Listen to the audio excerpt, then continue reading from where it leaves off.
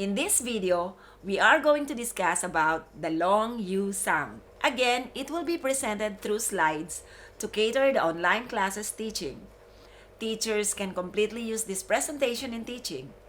You can also mute the presentation and do the speaking while presenting the slides. I will still provide some printable resources that you can use whether online or in face-to-face teaching. Let's begin. The letter U sounded as U. U. How do we form long U words? U with a magic E. Let's have the vocabulary words that we will be using in our story for today. This is Sue.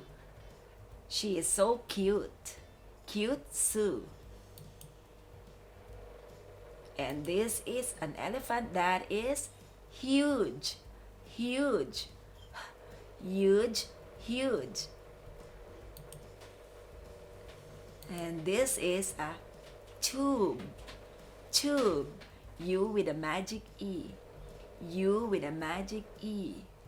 U with a magic E. J, un, jun. And blue. Bl, blue. Glue. Gl, glue. And the last one is cube. K, yub, cube. If you notice, there are times that the long U is sounded as or U.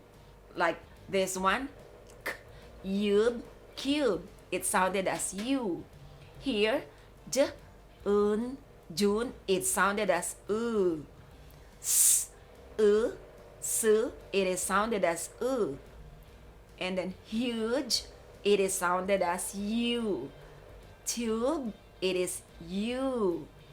Glue, it is U. And blue, it is U. You can ask the children to use these words in sentences. Let's move on to the phrases. A cute baby. A huge cube. Glue in a tube. Born in June. Let's try to read them fast. A cute baby. A huge cube. Glue in a tube. Born in June. Now look at the pictures here and try to match and put the correct phrases under the pictures. Which phrase matches this picture?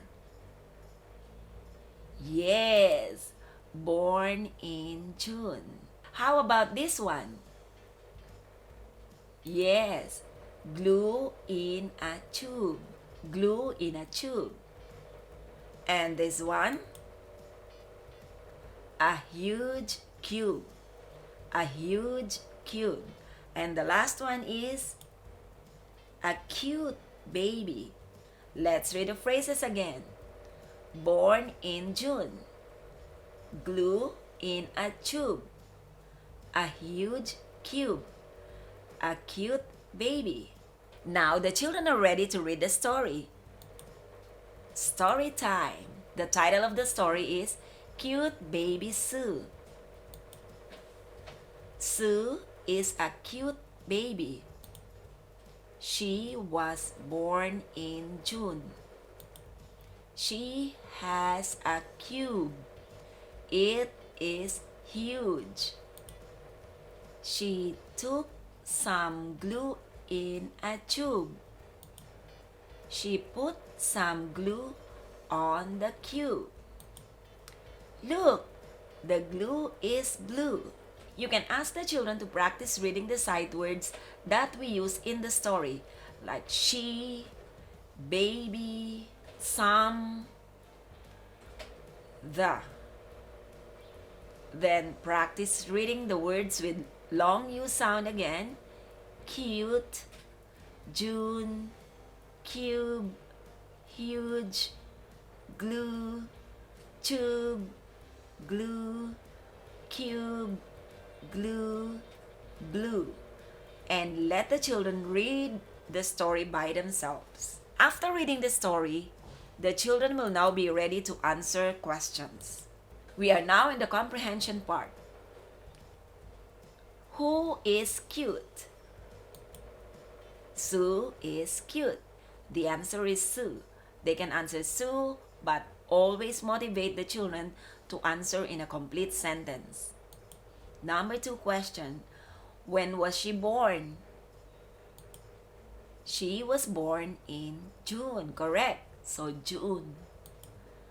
What does she have? She has a cube. What did she put on the cube? She put some glue on the cube. What is the color of the glue? The glue is blue. You can pause the video after each question to give them the chance to answer. You can use these resources in reading or playing games like matching pictures, scavenger hunt, or other activities that we always do in our videos.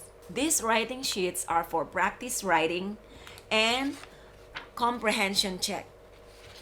Let them read the words and copy. Let them read the sentences and then copy and color the pictures. Remember to check the children if they are writing from line to line. These resources are available in the description below. So that's it for today. If you find this helpful, give us a sparkling like and click the subscribe button. Make sure to click the notification bell to see all our upcoming videos. Thank you very much for watching and see you in our next video.